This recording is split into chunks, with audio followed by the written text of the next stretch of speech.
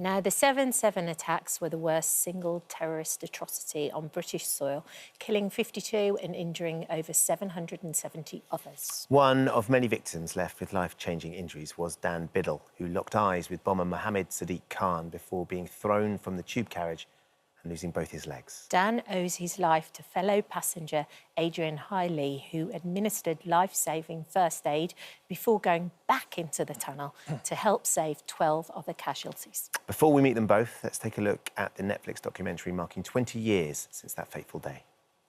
That day, I'm running late. I'm standing on a train. I just happened to see the number 30 bus and I just got straight on it. Going to work, get on the circle line. I could feel somebody staring at me, just see his hand go, and then... We're getting reports of a series of incidents in London. You look through the windows and you can see there's people on the track. Then you start hearing the screams. I was crawling through bodies, just trying to escape. I can't imagine what was going through his head other than vitriolic hate for every single one of us. We certainly didn't know who we were looking for. But we had to investigate not only who was involved in the actual attack, who else knew about it. There was a fury and a sadness. So many lives were lost. Our anxiety was that this was the first and there would be other attacks that would come. And Dan and Adrian join us now. Good morning. Good morning to both of you. Dan, if I could first of all start with you, if you could tell me a little bit about what your life was like before 7/7 and the terror attacks. Yeah, I was just a normal 26-year-old young man. I worked in the construction industry, very sporty, very active. So really just like anybody of that sort of age, I enjoyed socialising with my friends and I played a lot of sport. I had a job that I loved and kind of really breaking through into the construction industry. So in my mind, the life that I was looking forward to leading was kind of mapped out in front of me. But then obviously that happened and everything changed. And it's so, it just changed within a blink of an eye as well. I mean, it was just an ordinary day for you, first of all. What were you doing at the time and what was in the lead up? So I was on my way to work. Yeah. My morning of the 7th of July was kind of like I call it the sliding doors moments, because there's lots of incidents that morning where if I do something different, I'm not on that train. And it just kind of all culminated with the final kind of mess up was I missed my stop, so I shouldn't have even been on the train. And when the bomb was detonated, it was between Edgware Road and Paddington, and I would have been getting off at Paddington. So it was kind of like all these sliding door moments put me in that place at that particular time. And it was just absolute carnage. The documentary on Netflix is an extraordinary thing to watch, to be reminded of those moments 20 years ago, and also to get first-hand from you all of what you went through, Dan, and you're so honest about that process and that experience of being on that carriage and then locking eyes with the bomber in your carriage. What was that moment like when you think back to it? It was really strange because I was stood up and he was sat next to me, so we wasn't probably no more than about 6 inches apart. And as the train pulled out of Edgware Road Station, I could feel somebody staring at me. And I kind of looked round and this young gentleman sitting next to me was like staring up. I didn't really think anything of it. People watch on the tube every day, so I didn't really think too much of it. At the corner of my eye, I see him lean forward and look along the carriage to the back end of the carriage we was in. And then he started to stare at me again. And by this point, he was getting a little bit uncomfortable. So I was just about to, I kind of looked at him, locked eyes with him, was just about to say, like, well, what are you looking at, mate? What's your problem? And I just see him reach into the bag, and then that's when absolute hell was unleashed. And when you say absolute hell was unleashed, what do you remember about that split second and about that moment? Once I see his hand move towards the bag, the next thing was just a brilliant, brilliant white flash. I've never seen anything as bright as that in my life. Yeah. Then it was a huge amount of heat that something I've never experienced. I always describe it as if you get off a plane abroad and you take that first intake of breath and it's that really dry, arid heat. It was like that, but 100 times hotter.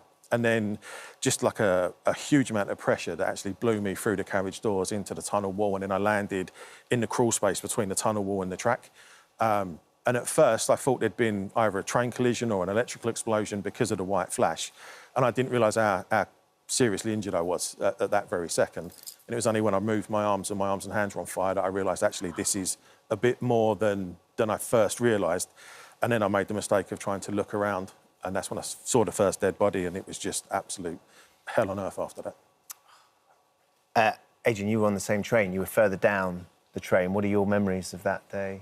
Well, I was actually in the third carriage. I remember the explosion going off, like Dan says, this white light, and there were, in my memory, said that there was flames coming down the side of the carriage where I was standing. I got knocked around, broke some glass. I had a dislocated shoulder, some broken ribs, and glass in my head where I'd hit the side panel and broken.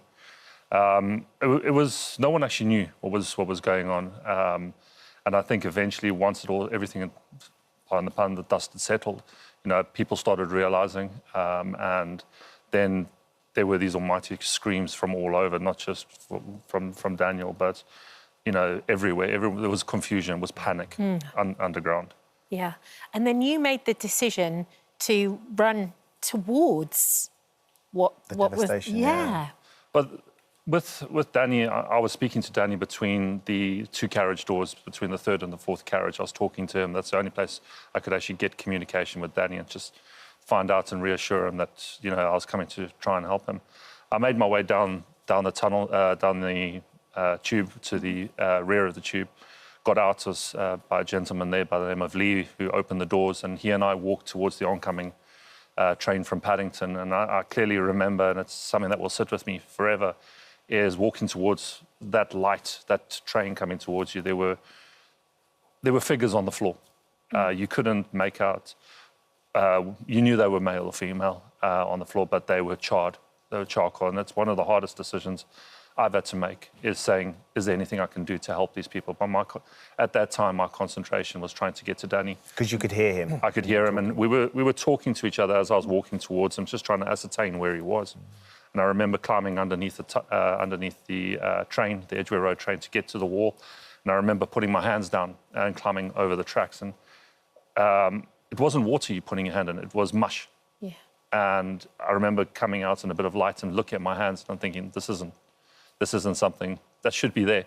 And I made my way to Dan, and that's where we sort of met up, if you want. And when you got to Dan, you've been a medic. You were a medic, right? Yes, that's correct. So when you looked at Dan, did you instantaneously go, this guy's in a lot of trouble? And what did you do? Because you saved his life. I think Dan and himself saved his own life. It was the determination of Dan. And Dan's an amazing gentleman, an amazing man. He's got the drive, but it was to just be there with him. When I found Danny, I didn't actually see the full extent of his injuries. I saw his head was cut open. He had facial injuries, and his hands were charred. But once I'd removed the door off Danny, I saw the full extent of his injuries. And that, for me, was a moment where you think, oh, OK, this is just stepped up a level. I'd been a medic before, started at school in South Africa and Zimbabwe, and then in the military. There's that train that just kicks in, and you get on with the job, and you try as best you can. But getting on with the job and try the best you can, I mean, it was... explain, he's being sort of very humble about this, Dan, but what did he actually have to do? I mean, this is what makes Adrian so remarkable, is he's so matter-of-fact about it, and he ran headlong into everything that people were trying to run away from. And I've always said I'd like to think I could have been as brave as that if I wasn't injured, but after seeing what I saw, I don't think I could have. Basically, Adrian, when he found me, he said 3 things to me, which I'm never going to forget. The first thing he said to me was, I've been in this situation before and never lost anyone, which was a little bit unsettling at first, I've got to admit. He then asked me if there was anything that he didn't want to be catching, because I had obviously massive open wounds. And then he said to me, brace yourself, Dan, this is really going to hurt. And I thought, I've been set on fire, I've got all these injuries that I kind of know what's happened. What can you possibly do to me that could hurt anymore? And one thing Adrian isn't is a liar, because he basically had to push his hand into what was left of my left leg, find my femoral artery and pinch it shut to stop me bleeding to death.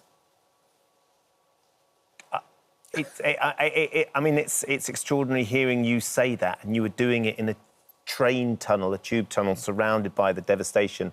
As you say, your training kicked in. What you'd said to Dan, I've never lost anyone. At that point, did you believe that he was going to make it? I think if you put yourself in that situation, and I've worked with the medical society and the ambulance service, if you put yourself in that situation, you start doubting yourself. I think you have to follow the process, go through systematically the steps. And I think that's what helped me get through it. And also the experience that I'd had in the past gave me that understanding and that confidence more than anything to actually say, look, I'm going to do my best for Dan.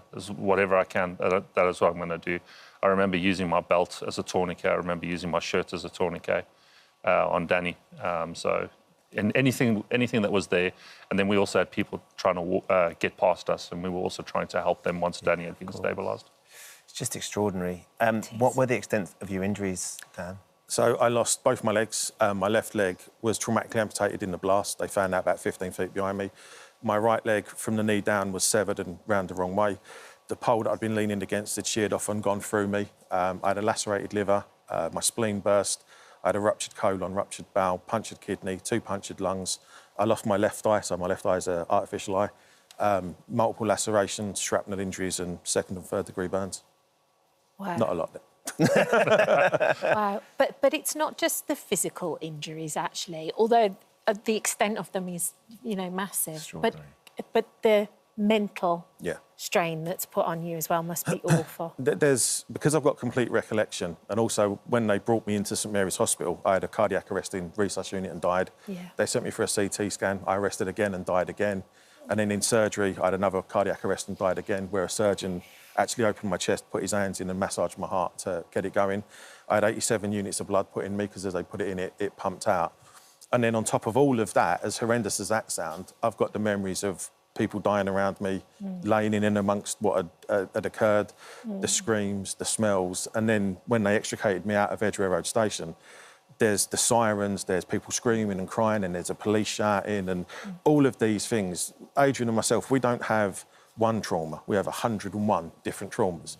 And for both of us, it's like having a horror movie playing in your head on repeat, and you can't find a button to turn it off. So we have to live with it. And it's really funny because people, they talk to us and go, oh, we don't want to take you back to that dark place. And it always amazes me because what makes you think I've ever left it? That's where I live. I don't have a choice. For me to function, I have to accept that part of my brain is always going to be in that tunnel, in and amongst all of that, and the nightmares and the flashbacks and the panic attacks and the depression and all of that is part of what my life is now.